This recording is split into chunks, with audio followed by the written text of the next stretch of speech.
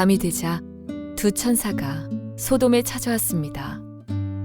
롯은 소돔 성문 가까이에 앉아 있다가 그들을 보고 자리에서 일어나 그들에게 다가가 땅에 엎드려 절을 했습니다. 롯이 말했습니다. 내 주여, 제발 제 집으로 오셔서 발도 씻으시고 하룻밤 묵어 가십시오. 그러시다가 내일 아침에 일찍 일어나 길을 떠나시면 되지 않겠습니까? 천사들이 대답했습니다. 아니요, 우리는 거리에서 오늘 밤을 지내겠소. 그러나 롯이 간곡히 권하자 그들은 롯의 집으로 들어갔습니다. 롯은 음식을 준비했습니다. 롯이 누룩을 넣지 않은 빵을 구워주자 그들이 빵을 먹었습니다. 그들이 잠자리에 들기 전 소돔성의 온 마을에서 남자들이 몰려와 롯의 집을 에워쌌습니다. 그 가운데는 젊은이도 있었고 노인도 있었습니다. 그들이 롯에게 소리쳤습니다. 오늘 밤 너에게 온 사람들이 어디에 있느냐? 그들을 우리에게 끌어내라. 그들을 욕보여야 하겠다. 롯이 밖에 있는 사람들에게로 나가서 뒤로 문을 닫아 걸었습니다. 롯이 말했습니다. 형제들이여, 이런 나쁜 일을 하면 안 돼요. 자, 나에게 남자와 잠자리를 같이 한 적이 없는 딸 둘이 있어. 그 애들을 드릴 테니 당신들 좋을 대로 하시오. 하지만 이 사람들에게는 아무 짓도 하지 마시오. 그분들은 내 집에 들어온 손님이기 때문이오. 롯의 집을 에워싼 남자들이 말했습니다. 저리 비켜라. 이놈이 우리 성에 떠돌이로 온 주제에 감히 우리에게 훈계를 하려 들다니. 그들이 또 말했습니다. 저 사람들보다 네 놈이 먼저 혼 좀 나야 되겠구나. 그러면서 그들은 롯을 밀쳐내고 문을 부수려 했습니다. 그때 롯의 집에 손님으로 온 두 사람이 문을 열고 손을 내밀어 롯을 집 안으로 끌어들였습니다. 그리고 나서 그들은 문을 닫아 걸었습니다. 두 사람은 문 밖에 서 있는 사람들의 눈을 어둡게 했습니다. 그래서 밖에 있던 사람들은 젊은이나 노인이나 할 것 없이 문을 찾을 수가 없었습니다. 두 사람이 롯에게 말했습니다. 이 성에서 사는 다른 친척들이 있소? 사위나 아들이나 딸이나 그 밖에 다른 친척이 있소? 만약 있으면 당장 이 성을 떠나라고 이르시오. 우리는 이 성을 멸망시킬 것이오. 여호와께서는 이 성에서 벌어지는 악한 일에 대해 모두 들으셨소. 그래서 여호와께서 이 성을 멸망시키라고 우리를 보내신 것이오. 롯은 이 말을 듣고 밖으로 나가 장차 사위가 될 사람들에게 일러주었습니다. 그들은 롯의 딸들과 결혼하기로 약속한 사람들입니다. 롯이 말했습니다. 어서 빨리 이 성을 떠나게. 여호와께서 이 성을 멸망시키실 것이네. 그러나 그들은 롯의 말을 장난으로 여겼습니다. 자, 우리 가슴에 손을 얹고 믿음을 고백하고 오늘 말씀 받겠습니다. 제가 먼저 고백할게요. 하나님은 나를 사랑하십니다. 나는 그 사랑 안에 있습니다. 하나님은 오늘 나에게 말씀하실 것입니다. 그 말씀에 능력이 있습니다. 그 말씀에 생명이 있습니다. 나의 마음을 하나님께 열겠습니다. 나의 생각을 예수님께 집중하겠습니다. 들은 만큼 변합니다. 들은 만큼 행복해집니다. 하나님께서 하나님의 친구 아브라함에게 다가올 심판에 대해서 말씀을 하시죠. 소돔과 고모라에게 이런 심판이 임해올 것이다. 그리고 소돔과 고모라를 향해서 용서와 자비를 베풀기를 원하시는 하나님의 마음을 그 심판의 소식을 통해서 아브라함은 감지합니다. 그래서 간절하게 중보기도를 시작하는 거죠. 소수의 의인을 통해서 다수의 악인들을 구원해 주십시오 라고 하는 중보기도를 시작할 수 있었던 것입니다. 50명의 의인을 찾는다면 하나님 용서하시겠습니까? 45명의 의인을 찾는다면 용서해 주시겠습니까? 40명, 30명, 20명, 10명으로 이렇게 내려오면서 아브라함이 지금 하나님과 흥정을 하고 있는 것이 아니라 하나님께서 용서하시기를 기뻐하시고 긍휼을 베풀기를 기뻐하시는 분이다라고 하는 것을 확인, 또 확인, 또 확인하고 있는 것입니다. 10명의 의인을 찾는다면 내가 소돔과 고모라를 멸망하지 않고 구원하겠다, 용서하겠다라고 하는 하나님의 자비의 선물을 받아내고 그의 중보기도는 끝나게 되죠. 그리고 소돔과 고모라를 향해서 2명의 천사가 가게 됩니다. 그리고 창세기 19장은 오늘 읽었던 창세기 19장은 소돔과 고모라의 멸망에 대해서 다루고 있습니다. 그러니까 10명의 의인이 없었다는 얘기죠. 하나님 기다리시고 또 기다리시고 참고 또 참으시고 어떻게 해서든지 자비의 선물을 긍휼의 선물을 베풀기 원하셨는데 소돔과 고모라 땅은 10명의 믿음의 사람이 없었기에 멸망할 수밖에 없었다라는 것입니다. 이 창세기 19장의 내용을 보면 어두운 이야기로 가득합니다. 읽는 사람들로 하여금 경악하게 하고 좌절하게 하는 이야기들로 가득합니다. 내용을 좀 정리를 해보면 천사들이 소돔 땅에 도착을 하거든요. 그리고 롯이 그 손님들을 맞이하기 위해서 엎드려서 자기 집으로 가자라고 얘기를 합니다. 그런데 그 청을 받아들이지 않습니다. 천사들이 뭐라고 얘기를 하냐면 우리가 그냥 길거리에서 지내겠다라고 얘기합니다. 그런데 완강하게 그 말을 받아들이지 않고 롯이 집으로 가자라고 얘기를 하죠. 왜 그랬을까요? 소돔 거리는 이렇게 낯선 사람들이 밤을 지낼 수 있는 곳이 아니었습니다. 그것을 누구보다 잘 알고 있는 롯이 이 나그네들을 데리고 자기 집으로 가자라고 얘기를 하고 있는 것입니다. 그런데 집에 도착해서 저녁을 대접을 하고 밤에 쉴 시간이 되었는데 소돔 사람들이 롯의 집으로 몰려옵니다. 붓을 기세로 이런 요청을 하죠. 너희 집에 들어간 2명의 새로운 손님들을 끌어내라. 우리가 그들을 욕보이겠다. 노인들부터 젊은이들까지 수많은 사람들이 와서 그런 요구를 하는 것입니다. 욕을 보이겠다라고 하는 번역을 개역 개정에서는 우리가 그들과 상관하겠다라고 하는 번역으로 선택을 했어요. 여기서 상관하겠다라고 하는 의미는 성관계를 갖겠다라고 하는 의미입니다. 그러니까 집단으로 성폭행을 하겠다 라는 의도로 롯의 집에 들이닥친 것입니다. 소돔이 이런 곳이었습니다. 이것을 누구보다 더 알았기 때문에 길에서 자면 안 됩니다 라고 얘기를 한 것이고, 그러면 소돔 땅에 살고 있던 롯은 이 문제를 해결하기 위해서 어떤 방법을 취하는가? 사내를 알지 못하는 딸이 나에게 둘이 있는데 그 딸을 너희들에게 내어줄 터이니 너희들이 원하는 대로 하고 우리 집에 들어온 손님은 건들지 마라. 정말 경악할 만큼 반인륜적이고 상식을 벗어나고 감당할 수 없는 아이디어를 내는 거죠.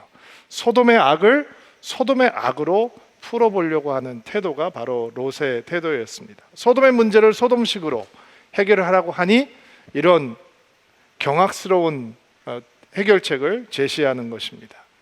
천사들이 그 몰려와 있던 사람들의 눈을 어둡게 하지 않았으면 그 위기를 벗어나지 못했을 것입니다.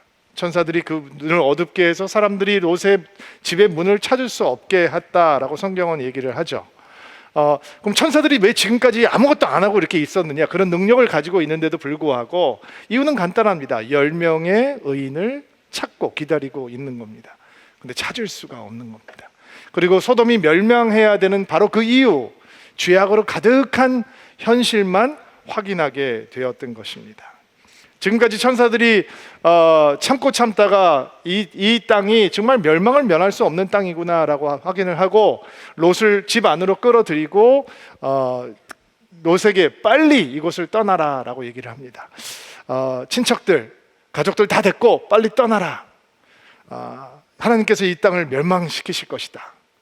그리고 딸과 정혼했던 사위감들을 찾아가서 하나님께서 그 도시를 멸망할 것이니까 우리가 빨리 떠나야 된다라고 얘기했을 때 그들은 롯의 말에 귀를 기울이지 않습니다. 농담으로 여겼다, 장난으로 여겼다 했습니다. 믿음의 사람인데 아무 영향력이 없는 거예요.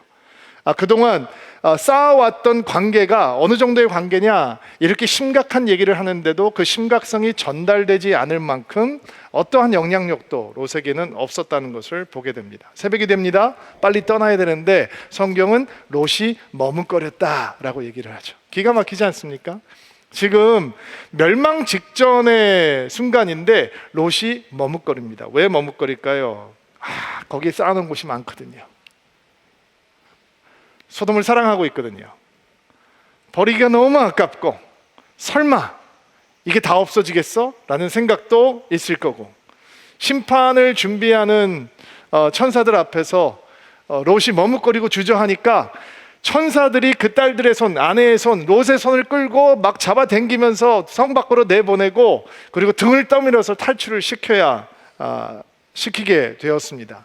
뒤도 돌아보지 않고 달려라, 산을 향해 달려가라 라고 얘기를 합니다. 그런데 롯이 이상한 요청을 하는데, 저 산 너무 멀고 저기까지 가기 전에 우리가 멸망달 같으니까 저기 앞에 보이는 작은 성, 저기 성 있지 않냐, 거기까지만 나를 피신하게 해달라, 거기에 도착하면 우리를 구원해달라고 요청을 합니다. 근데 하나님께서 롯을 구원하기로 작정하셨습니다. 누구 때문에?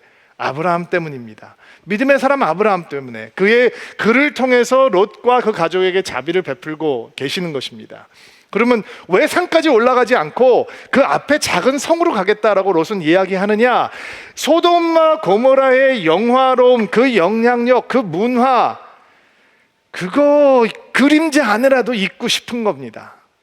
산까지 가서 살 자신은 없고 모든 것을 버릴 마음도 부족하고, 그러니 소돔이 망가진다면 저 작은 성 소알까지 가서라도 내가 소돔에서 누리는 것에 그래도 반이라도 3분의 1이라도 좀 누리면서 살고 싶다라고 하는 이 사랑하는 마음이 그 안에 있는 겁니다. 여러분, 소돔의 영향력, 그 소돔의 사슬이 이렇게 강력합니다. 하나님께서 비를 내리듯이 유황과 불을 하늘에서 내리시고 소돔이 멸망하기 시작하는데, 롯의 아내는 소돔을 향한 미련 때문에 뒤를 돌아보다가 소금기둥이 됩니다. 죽습니다. 이게 여기까지만 해도 아주 다크하잖아요. 너무 비참하다. 어떻게 믿음의 사람이 이렇게 추락을 할 수가 있는가, 사람들이 어떻게 이렇게 악할 수가 있는가 라고 생각을 할 수 있는데, 얘기는 여기서 끝나지 않습니다. 소알성에 머물고 있던 롯이 또 다른 두려움에 사로잡혀서 두 딸을 데리고 산으로 들어가서 동굴에 들어가서 숨어서 삽니다. 근데 딸들이 이런 생각을 하는 거죠. 아버지가 이제 가진 거 하나도 없고 다 쫄딱 망했고 목숨만 겨우 부지에서 나왔는데, 이제 아버지가 나이도 많이 들었고 우리 신부 지참금 챙겨서 시집을 보낼 수 있는 것 같지도 않고, 그래서 우리가 결혼을 하지도 못할 것 같으니, 그러면 우리를 통해서 자손이 이제 증식되지가 않으니까 우리가 자손을 낳으려면 아버지를 술 취하게 해서 아버지의 씨를 받아서 우리가 애를 낳자라고 하는 말도 안 되는 일이 벌어지게 됩니다. 왜 이런 일들이 가능할까? 이 소돔의 열매.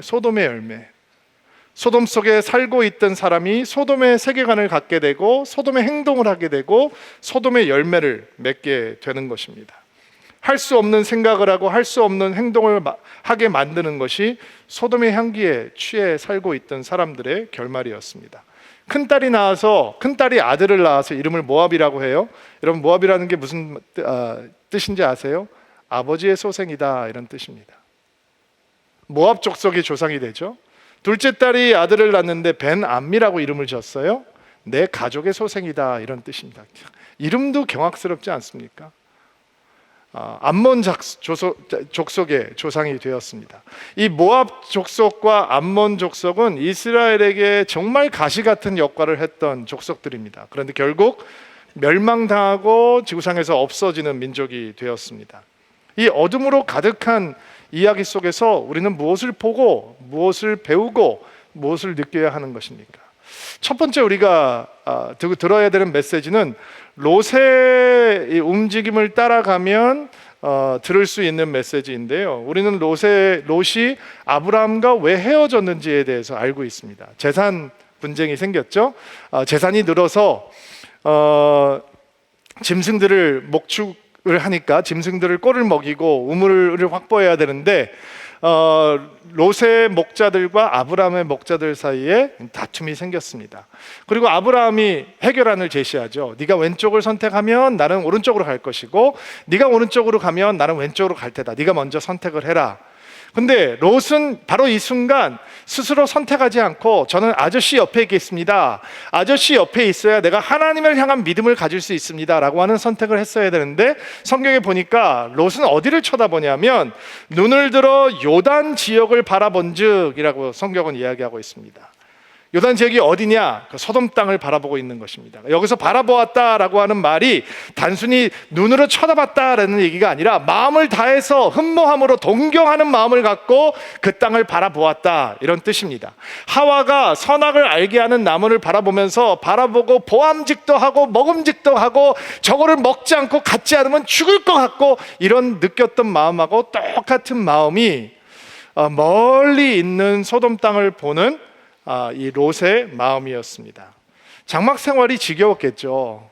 갈대아, 우르, 하란, 대단한 문명을 가지고 있었던 곳이니까 그곳을 떠나서 아무것도 없는 척박한 가나안 땅에 와서 장막에서 살고 있으니 얼마나 옛날 생각이 많이 나겠습니까? 그런데 간혹 들려오는 소문에 의하면 비슷한 곳이 있다는 거예요. 소돔 땅이고 고모라 땅이에요. 거기는 다른 땅이라는 거예요. 물도 풍부해 보여요. 가고 싶은데 이 아브라함은 척박한 하나님께서 부르신 가나안 땅에 머물고 있단 말이에요. 언제나 저기를 한번 가보나 이런 생각이 간절했을 거예요. 네가 먼저 선택하라 라고 하니까 멀리 보고 바라본즉 그 소돔 땅이 어떤 땅이냐, 바라보기만 해도 동경하는 마음이 가득하게 만드는 땅이었어요. 생각만 해도 그 땅이 가지고 있는 향기에 취하게 만드는 땅이었어요.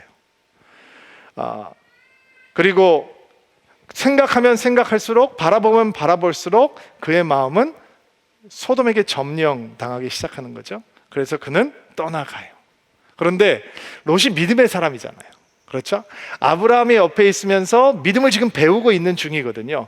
하나님 앞에서 제단을 쌓는 것도 보았을 것이고 갈대아 우르를 버리고 하란을 등지고 왜 그렇게 보잘것없는 땅까지 왔으며 이런 것들을 다 옆에서 퍼스트 핸드로 익스피리언스 하고 있는 거니까, 경험을 하고 있는 거니까 믿음의 씨앗이 있고 믿음이 있는 사람이라고 우리는 생각을 해야 되는 거죠. 그러니까 소돔을 향해서 나아가기는 나아가는데 살짝 걸리는 게 있는 거예요. 그 도시국가들이 하나님을 향해서 쌓아 올리고 있는 죄악상에 대해서 들으면서 마음이 꺼림직하게 있는 거예요. 내가 확 잡고 싶은데 믿음이 들어와 버렸으니까 잡지를 못하는 거죠. 그래서 성경을 보면 이 소돔과 고모라 지역을 향해서 떠나가기는 하는데 아직 소돔 땅으로 들어가지 않고 소돔 근처에서 가까운 곳에서 장막을 짓고 살아요.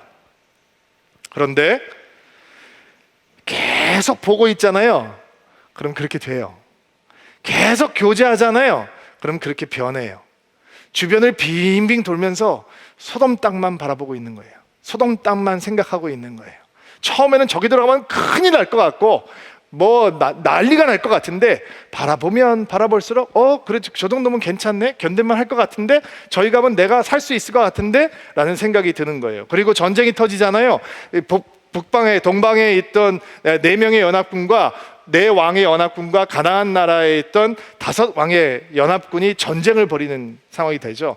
그리고 가나안에 있는 나라들이 대패를 하고 성경에서 롯이 포로로 잡혀갔다라고 하는 것을 표현하면서 뭐라고 얘기를 하냐면 소돔에 살고 있던 아브라함의 조카 롯도 잡혀갔다 이렇게 얘기해요.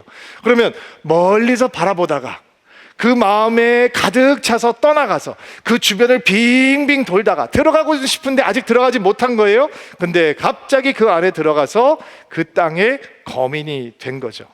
오늘 성경을 보면 롯이 그러면 어떻게 변하고 있느냐, 19장 1절 말씀 보세요. 1절 말씀 한 목소리를 읽어주세요. 시작. 밤이 되자 두 천사가 소돔에 찾아왔습니다.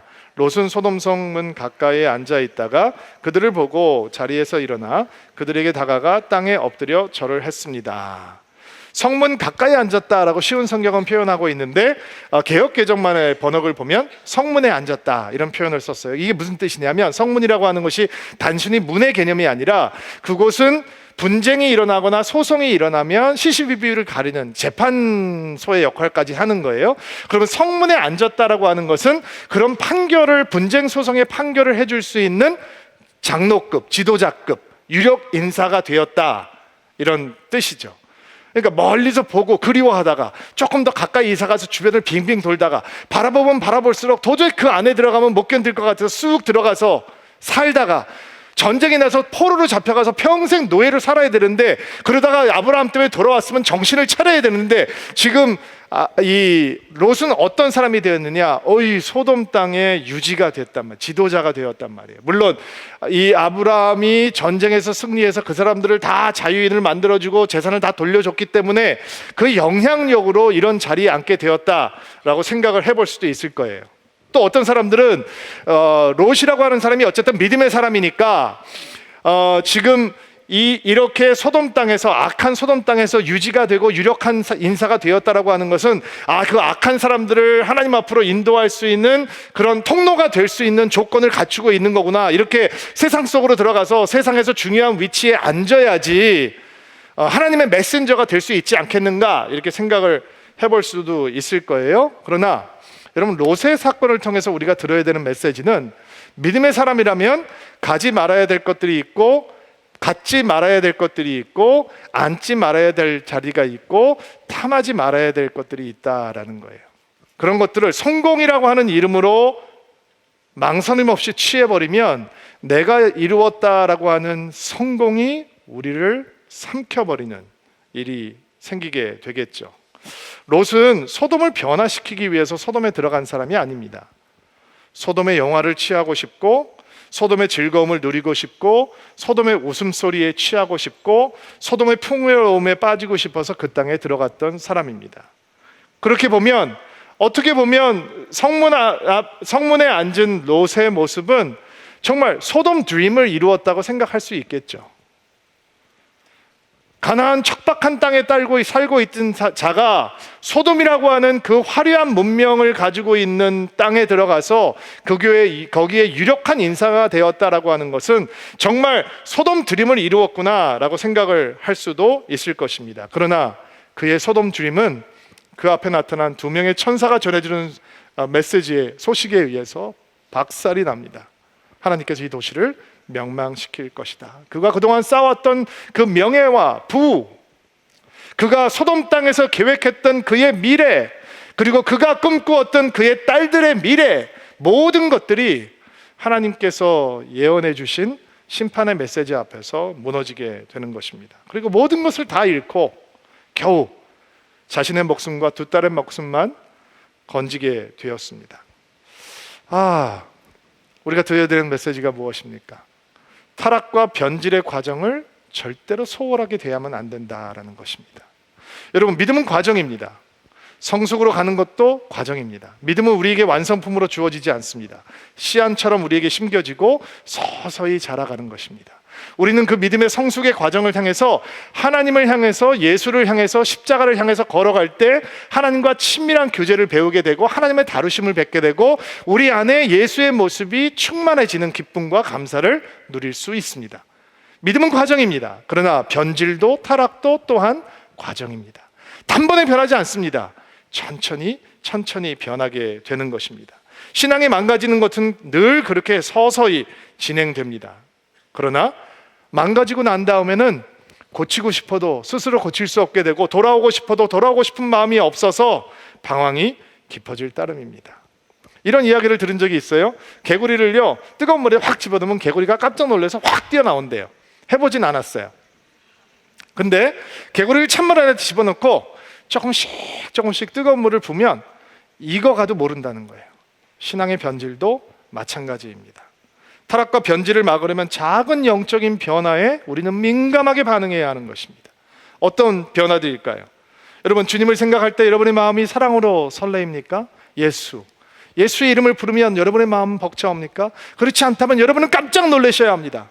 뭔가 지금 다른 것들이 들어왔구나, 내가 걷어내야 되는 것들이 있구나. 예수 그리스도의 십자가 복음의 능력을 생각하면 여러분은 가슴이 뜨거워집니까? 아니면 또 들었던 얘기, 내가 이미 알고 있는 이야기라고 치부합니까? 십자가를 바라볼 때 그냥 장식품에 지나지 않는다면, 부적과 같은 것에 비교한다면 우리의 마음은 십자가를 향해서 살아있는 것이 아니죠.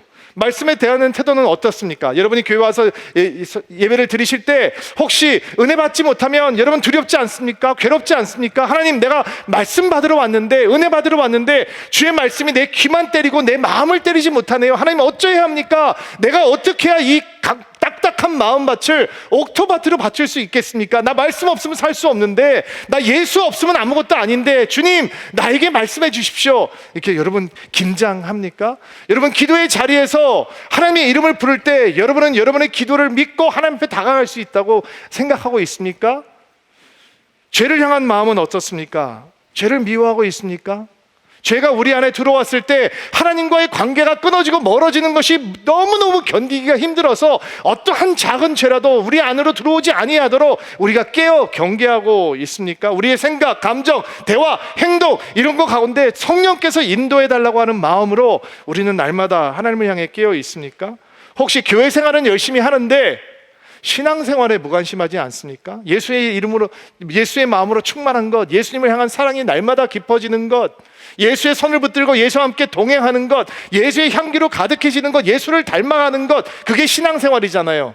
그런데 교회 생활은 열심히 하고 사람들과의 교제는 잘하고 있는데 혹시 하나님과의 교제는 너무 무심한 사람이 되어가고 있지는 않습니까? 사람들의 눈은 의식하는데, 목사의 눈은 의식하는데 하나님의 눈은 의식하지 못하는 사람으로 변해가고 있는 것은 아닙니까? 내 자신 속에 들어와 있는 나무 토막을 보지 못하면서 다른 사람 속에 들어와 있는 티끌을 보고 늘 다른 사람들에 대해서 불평하고 비난하고 정죄하고 판단하는 나쁜 습관이 내 안에 들어와 있는데, 그것이 하나님 보시기에 아름답지 못하다는 것을 깨닫지 못하고 마음대로 얘기하고 마음대로 생각하고 판단하지 않습니까? 여러분, 이런 것들이 깜짝 놀라야 된다는 거예요. 하나님 앞에 작은 영적인 변화가 생길 때 민감하게 반응하지 않으면 나중에는 정말 영적인 생명력이 상실되고, 성경에서 얘기하고 있는 것처럼 살았다 하나 죽은 자다 라는 신앙으로 전락해 버릴 수 있는 거죠. 롯의 케이스가 그런 케이스예요. 멀리서 바라보면 볼수록 다가가지 않으면 견딜 수 없을 것 같고, 다가가서 빙빙 돌다가 그 안으로 들어가지 않으면 살 수 없을 것 같고, 들어가서 하나님의 경고로 노예가 돼서 멀리 잡혀가다가 돌아왔는데도 불구하고 이번에는 내가 제대로 한번 해봐야 되겠다, 소돔 드림을 이루어야 되겠다, 상문에 앉는 자에 이를 때까지 앞서서 그 땅에서 살아가고 그 땅의 주역이 되는 이런 일들이, 작은 영적인 변화를 민감하게 반응하지 못하는 사람들이 이런 추락을 하게 되는 것입니다. 자, 두 번째 듣게 되는, 롯의 인생을 통해서 듣게 되는 메시지는, 친하지 말아야 될 것과 친해지는 순간 우리는 거부해야 될 것을 거부하지 못하게 된다라는 거예요. 소돔의 죄악상, 정말 엽기적이죠. 경악스럽습니다. 그러나 그 죄악을 대응하려고 하는 롯의 반응은 더 경악스럽습니다. 하나님께서 구원을 베풀어 주셨는데도 불구하고 구원 이후에 롯의 딸들이 하는 행동 또한 경악스럽기는 마찬가지입니다. 믿음의 사람이 어떻게 이렇게 되는 것일까? 여러분, 롯의 집에 찾아온 손님들을 집단으로 성폭행하겠다라고 하는 사람들 앞에서 롯이 뭐라고 얘기하는지 아십니까? 7절 말씀인데 한번 읽어볼까요? 한 목소리를 읽어주세요. 시작. 형제들이여, 이런 나쁜 일을 하면 안 돼요. 뭐라고 부르고 있습니까? 형제들이여, brothers. 지금 집단 겁간을 하기 위해서 모여든 폭도들입니다. 문을 부수고 들어갈 태세를 하고 있습니다. 근데 그들을 뭐라고 부르느냐? 여기에서 이 형제들이라고 하는 단어는 피를 나는 형제들이라는 뜻도 있고 친구라고 하는 뜻도 있습니다. Brothers, friends, 나의 친구여, 나의 형제들이여, 이렇게 부르고 있는 거예요. 처음 보는 사람들이었을까요? 아니었을걸요? 그는 성문에 앉은 유력한 인사가 되었고, 여기에 모여든 사람들 가운데 롯과 같이 비즈니스를 하는 사람도 있을 수 있을 것이고, 이런 모양 저런 모양으로 연결되어 있는 사람도 충분히 있었을 것입니다. 또 하나 질문을 던져볼까요? 여러분, 이런 사건이 지금 소돔에서 처음 일어나는 사건일까요? 누군가의 집에 몰려와서 새롭게 그 땅으로 들어온 어떤 사람을 집단으로 욕보이고 겁간하겠다라고 하는 요구가 지금 처음 있는 사건일까요? 아닙니다. 소돔에는 늘상 있는 사건입니다. 그래서 길에서 자지 못하게 하고 자기 집에 데리고 간 겁니다. 근데 그들을 향해서 롯은 나의 형제들이여, 나의 친구여 부르고 있습니다. 그게 무슨 얘기입니까? 친하지 말아야 될 사람들과 그는 형제가 되어 있었고 친구가 되어 있었습니다. 그러니 그들의 세계관을 거부하지 못하는 겁니다. 그들의 행동을 그대로 답습하는 것입니다. 소돔의 악을 더 끔찍한 소돔의 악으로 막아보려고 하는 것입니다. 마치 그것이 선인 줄 착각하는 것입니다. 하나님을 신뢰했다, 하나님을 의지했다, 이런 표현들은 전혀 아무것도 없습니다. 그의 딸들이 하나님의 도우심을 구했다, 그들에게 긍휼을 베풀어 달라고 요구했다 라고 하는 기도도 등장하지 않습니다. 롯은 소돔 사람들의 형제가 되고 친구가 되었습니다. 근데 너무 웃긴 게, 정작 소돔 사람들은 롯을 어떻게 보고 있느냐? 바깥에서 들어온 떠돌이라고 보고 있다는 사실입니다. 믿음의 사람이 믿음을 잃어버리고 세상 사람들의 길을 걸어가면 세상의 악에 거하는 사람들 앞에서도 수치를 당하게 되는 것이죠. 여러분, 믿음은 세상에 살지만 세상을 닮아가지 않는 것입니다. 그래야 우리가 빛과 소금이 되지 않겠습니까?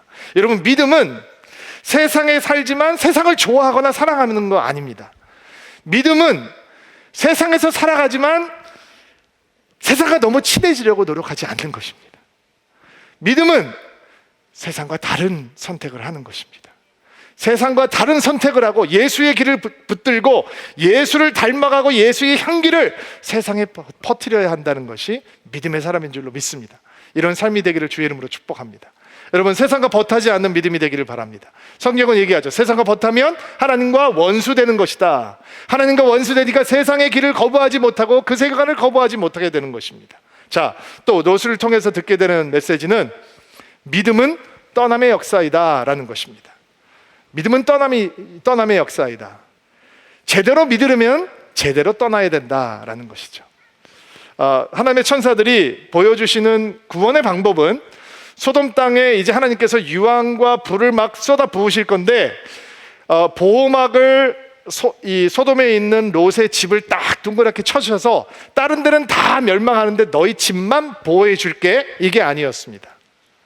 소돔 땅을 떠나라 라고 하는 것이 하나님의 구원의 방법이었습니다. 뒤도 돌아보지 말고 어떤 미련도 갖지 말고 단호하게 과감하게 소돔을 버리라 라고 하는 것이 하나님의 구원의 방법이었습니다. 이게 어렵습니다.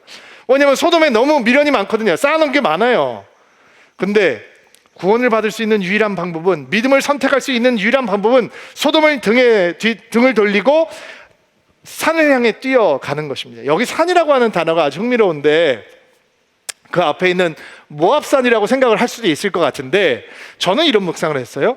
지금 천사들이 18장에서 누구하고 대화를 하다가 지금 소돔으로 왔죠? 아브라함하고. 그럼 아브라함이 있는 곳은 어디예요? 헤브론 산지잖아요. 산으로 뛰어가라라고 하는 건 단순히 목숨을 건지라는 의미가 라고 저는 묵상이 안 되더라고요. 소돔을 벗어나서 그냥 목숨만 건지고 그 세계관, 그런 병든 믿음을 가지고 있으면 무슨 소용이 있어요? 그러면 롯이 믿음을 회복할 수 있는 유일한 길은 어디예요? 아브라함한테 가는 거예요. 하나님의 친구가 되어 있는 아브라함, 하나님을 알아보고 하나님을 맞이할 수 있는 아브라함, 믿음의 조상 아브라함 옆에 가면 믿음이 회복될 수 있는 거예요. 그 산지를 향해서 뛰어가야 되는 거거든요. 근데 그는 제대로 떠나질 못합니다. 소돔에 대한 아쉬움이 너무 많아요. 그래서 소알성에 머무는 거예요. 그래서 동굴로 들어가는 거예요. 그리고 결과는 좌절이에요. 죄악이에요. 정말 이해할 수 없는 선택을 하는 것이죠. 떠날 것을 온전히 떠나서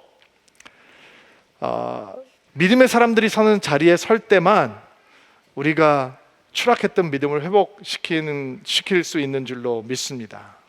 여러분, 오늘 성찬의 자리에 설 때 하나님께서 여러분이 떠나셔야 되는 자리는 무엇인지, 여러분이 등을 돌려야 되는 대상은 어떤 것인지 십자가 앞에서 보여주시는 은혜가 있게 되기를 주의 이름으로 축복합니다.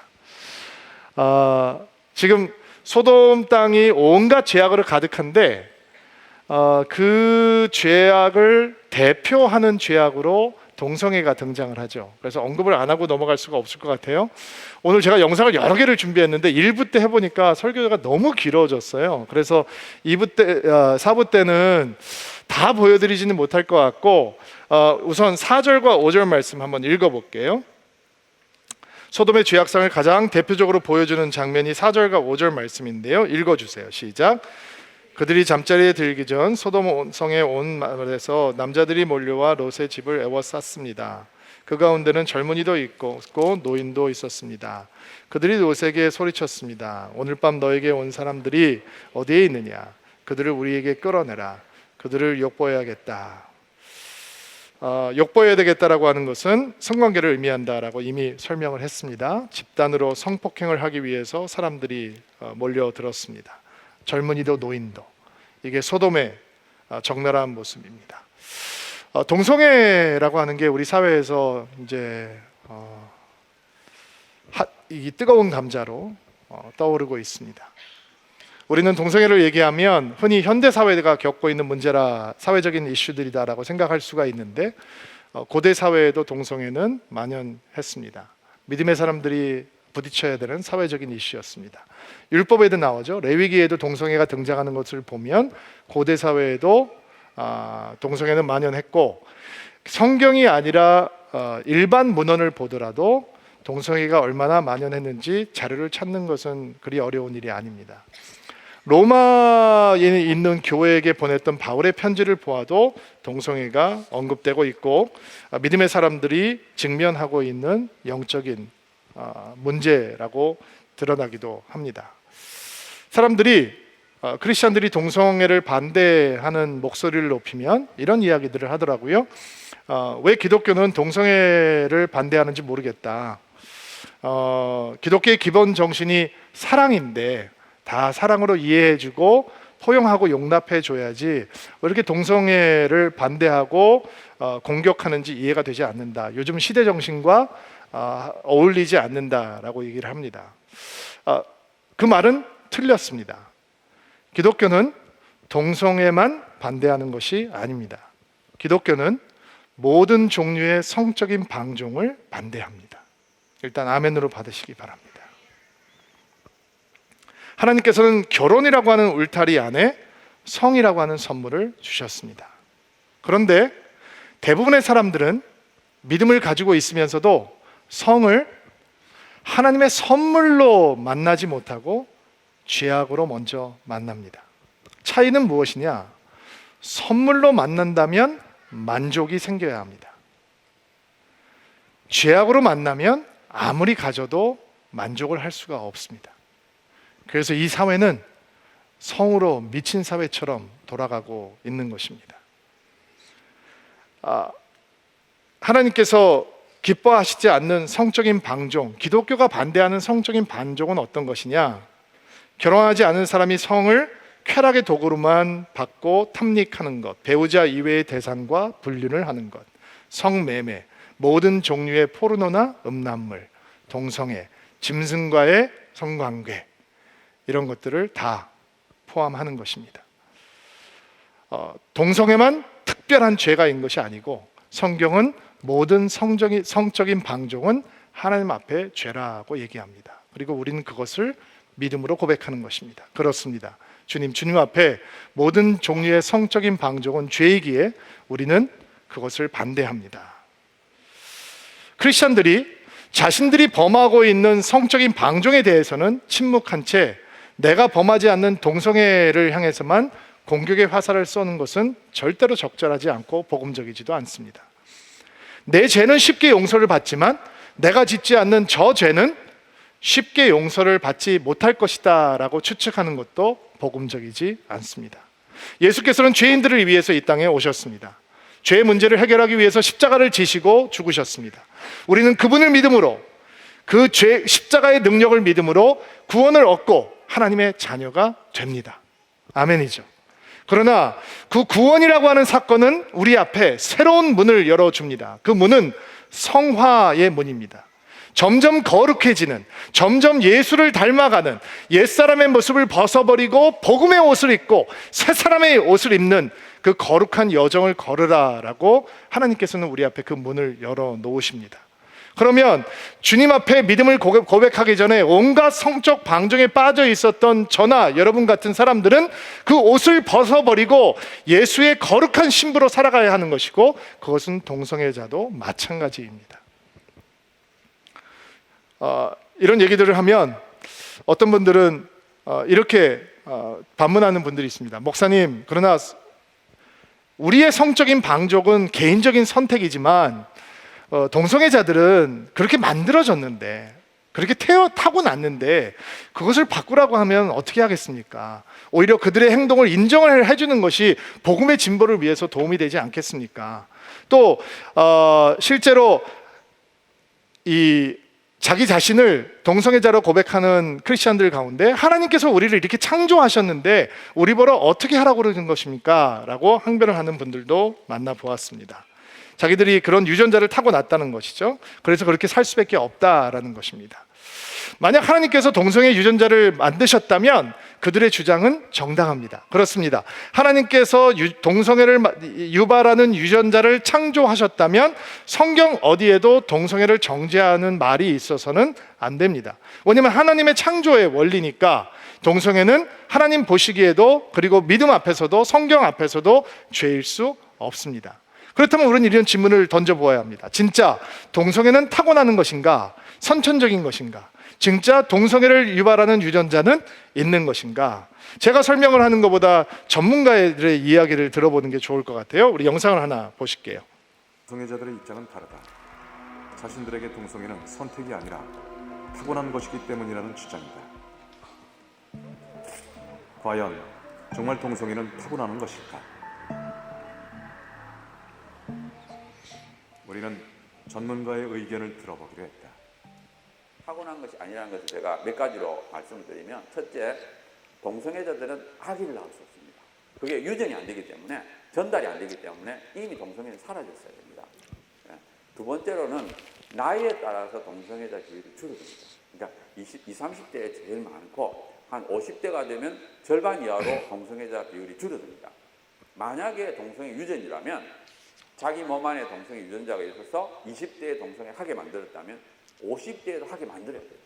근데 유전자는 안 변하거든요. 근데 20, 30대는 많고 50대는 절반으로 준다는 것은 이건 유전자 때문이 아니라는 걸 알 수 있고요. 또 한 가지는 어디서 자랐느냐에 따라 달라집니다. 예를 들어서 청소년기 14세, 16세를 대도시에서 자란 사람은 동성애자가 높습니다. 사실 그간 서구 사회에서는 동성애가 유전이라는 논문이 발표된 적이 있다. 1993년 동성애자였던 해머 박사는 사이언스지에 동성애 유전자가 있다는 사실을 발표했다. 2명의 남성 동성애자 형제가 있는 40가개의 X 염색체를 조사하여 XQ28과 남성 동성애 사이에 높은 상관관계가 있다고 발표했던 것. 인류 잡지에 나왔죠. 언론이 또 계속됐죠. 그러니까 일반인들은, 과학을 모르는 사람은 드디어 동성애 유전자가 발견됐다 이렇게 오해를 하게 됐어요. 그리고 2005년도에 가서는 그 해머를 포함한 연구팀이 좀 많은 사람을 해요. 그러니까 1993년도에는 한 40명을 했다면 2005년도에는 한 450명, 11배 정도 이렇게 해서 조사를 해보니까 XQ28하고 동성애는 관련이 없었습니다. 그래서 자기들이 논문을 쓸 때 자기들이 1994년도에 있다 그랬는데 지금 없다 그랬다. 그럼 왜 그렇게 됐느냐 하는 게 잘 설명이 되어 있습니다. 그러니까 자기들이 이미 번복을 했어요. 근데 문제는 뭔가 하면 우리나라 인터넷 들어가면은 해머 결과가 없습니다. 인간 게놈 프로젝트라는 게 있습니다. 인간의 염색체 속에 유전자가 한 23,000개, 5,000개 된다고 그러는데 그 유전자를 다 바뀌면 인간의 모든 행동, 모양, 구조 이걸 다 얘기할 수 있거든요. 동성애에 관여된다고 생각하는 유전자가 23,000개 중에 하나도 안 나왔어요. 동성애 유전자 논란 중에 중요한 연구 중 또 하나는 바로 일란성 쌍둥이의 일치 비율이다. 일란성 쌍둥이는 한 개의 수정란이 두 사람이 됐기 때문에 유전자가 똑같다는 것. 결국 둘 다 동성애자가 되든 둘 다 이성애자가 되든 해야 한다는 것이다. 2010년도에 스웨덴에서 한 7,600명을 했을 때 대략 10%입니다. 일치율. 그러니까 10명당 1명꼴로 일치하고 9명은 틀려요. 그러니까 모든 선천적인 영향이 동일함에도 불구하고 10명 중에 1명만 일치해요. 그리고 일란쌍둥이는 태어나서는 또 후천적인 영향 동일합니다. 부모와 환경이 동일하기 때문에. 그래서 선천적인 영향, 후천적인 영향이 동일함에도 불구하고 10%라는 뜻은 선천적인 영향은 10%가 훨씬 안 된다는 뜻이거든요. 그러니까 확실히 동성애 선천적이 아닙니다. 과학적인 근거가 없는 얘기죠. 그 선천적이다, 유전자가 있다라고 얘기는. 그렇다면 동성애 선택은 스스로의 선택이며 후천적인 요인으로 생기는 것입니다. 복음으로 변화되어야 되는 옛사람의 모습인 것입니다. 사실 우리 사회가 성소수자라고 하는 개념 속에 숨겨져 있는 말 제대로 이해는 못하는 경우도 많이 있고, 단순히 동성애자뿐만 아니라 근친 그리고 어린 아이들을 성의 대상으로 하는 소아 성애까지도 그 성소수라는 개념에 포함되어 있는데도 불구하고 그런 표현들을 스스럼 없이 쓰고 인권이라고 하는 이름으로 그들의 권리를 보호해야 된다라고 하는 개념들이 우리 사회에 들어와 있습니다. 교회는 깨어나야 하는 것입니다. 성도들은 깨어나야 합니다. 그리고 우리가 얼마나 큰 도전 앞에 서 있는지, 인권 이 차별금지법이라고 하는 것이 있는데 거기에는 스스로 변화시킬 수 없는 것들, 성별, 인종, 민족 이런 것들이죠. 그런 것들로 하여금 그런 것들 때문에 사람들이 차별을 받으면 안 된다라고 하는 것입니다. 근데 거기에 성적 지향도 들어가 있습니다. 이 얘기는 무슨 얘기냐면, 이 법안이 통과가 되게 되면 여러분 기억하시나 모르겠지만 지난달에 국회의원 40여 명이 인권법이라고 하는 이름으로 거기에서 차별 금지를 하는 조항에서 성적 지향을 빼달라라고 하는 이 신청을 했거든요. 이게 왜 중요한 신청이냐면, 이 성적 지향 때문에 차별할 수 없다라고 하는 이 법안이 통과가 되면 교회는 어떻게 되냐면 동성애자들에게 안수를 줘야 하는 것이고요. 그리고 성경에서 오늘처럼 이런 설교를 하게 되면 저는 차별금지법에 걸리는 사람이 되는 겁니다. 그리고 실제로 이런 법안이 통과되어 있는 사회에서 고린도후서에 나와 있는 말씀들을 읽고 설교했다는 이유만으로 실제로 징역형에 처하는 목사들이 생기기도 하고요. 동성애자들이 교회에 와서 주례를 해달라고 부탁을 했을 때 거절을 하면 민사, 형사상의 소송이 생길 수도 있고, 그렇다면 교회를 파괴하고 교회를 망가뜨리려고 작정을 하고 이렇게 작전을 쓰면 교회는 그것을 막아낼 수 있는 게 없어지게 되는 것입니다. 여러분, 깨어나야 합니다. 동성애자를 공격하는 것은 어떤 의미도 존재하지 않습니다. 먼저 우리는 우리의 방종을 봐야 합니다. 우리 사회가 얼마나 망가져 있는지를 보아야 합니다. 그리고 우리는 울어야 합니다. 복음을 전해야 합니다. 십자가를 전해야 합니다. 우리가 십자가를 붙들고 예수 때문에 죄악에서 벗어나서 구원을 체험한 것처럼 또 다른 죄악 속에 있는 대상들을 향해서 우리는 복음을 전하고 십자가를 전해야 하는 것입니다. 사랑하는 부모님들, 그리고 앞으로 부모님이 될 분들, 우리가 물려줄 이 땅이 소돔보다 고모라보다 낫다라고 여러분 얘기할 수 있나요? 영상 하나만 보여드리고 제가 여러분들을 성찬으로 인도하겠습니다. 맨 마지막 영상 한번 보여주실래요?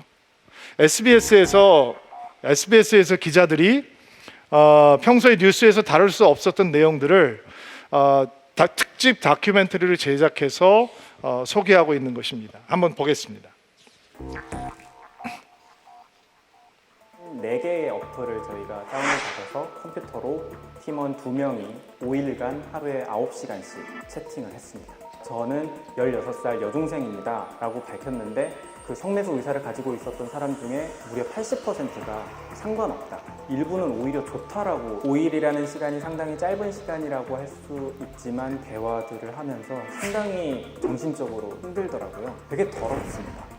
이 사람들이 정말 집요하게 성을 구매하려고 하는구나. 진절머리가 나거든요. 그냥 아무 의사 없이 자신의 성기 사진을 보는, 자신의 몸 사진을 보는. 10대 청소년들이 만약에 들어와서 그거를 보게 되고 경험하게 된다면 이 가치관이 서 있지 않은 상태에서 이런 환경에 노출된다면 상당히 이게 위험할 수 있겠다라는 생각이 많이 들었거든요. 우리가 만들어 놓은 저 사회를 바라보면서 우리는 가슴을 치고 회개해야 합니다. 눈물 흘려야 합니다. 신 목사님하고 이번 주에 설교를 준비하면서 이런 대화를 한 적이 있습니다. 설교 준비가 너무 힘들더라고요. 너무 저런 인포메이션들을 제가 많이 접하다 보니까 너무 눌리는 거예요. 그리고 둘이 이렇게 서로를 향해서 고백을 하게 되었습니다. 정말 주님 오실 때 된 것 같다. 이 땅에 무슨 소망이 있을까? 우리 아이들을 저렇게 노출되게 만들어 놓은 이 땅의 아비들, 이 땅의 어미들 도대체 무슨 기도를 하고 있는 것인가? 교회는 왜 자들만 공격하고 비난할까? 우리의 음란함을 주님 앞에 회개하고 다시 복음으로 돌아가고 다시 십자가로 돌아가야지. 도대체 우리는 무엇을 하고 있는 것일까? 인권이라는 이름으로 왜 우리는 죄를 괜찮다라고 얘기하는 것일까? 여러분을 십자가 앞으로 초청합니다. 거기에 소망이 있습니다. 그 십자가 우리 죄악의 권세를 멸하실 것이고 우리에게 생명을 주실 것입니다. 이 땅을 회복시키실 것입니다. 기도하는 여러분, 승리하는 여러분이 되기를 주의 이름으로 축복합니다. 같이 한번 기도합시다. 하나님, 마음이 무겁습니다. 이 땅에서 죄 몸된 교회가 너무 무력한 것 같아 두렵고 떨립니다. 그래서 우리는 십자가를 바라봅니다. 오직 거기에 우리의 소망이 있습니다. 어떠한 죄악도 그 십자가 앞에서는 무너지게 될 것이고 어떠한 죄인도 그 십자가 앞에서는 회복될 것입니다. 주의 은혜를 구하며 성찬의 자리로 나아가는 드리민 한 사람 한 사람들에게 다시 한번 죄를 이길 수 있는 힘을 주시고 이 땅을 새롭게 치유할 수 있는 하나님의 통로가 될 수 있도록 은총을 베풀어 주옵소서. 우리 마음에 다시 한번 예수님으로 충만해지는 시간이 되기를 소망합니다. 주여 임재하소서. 예수님의 이름으로 기도하옵나이다. 아멘.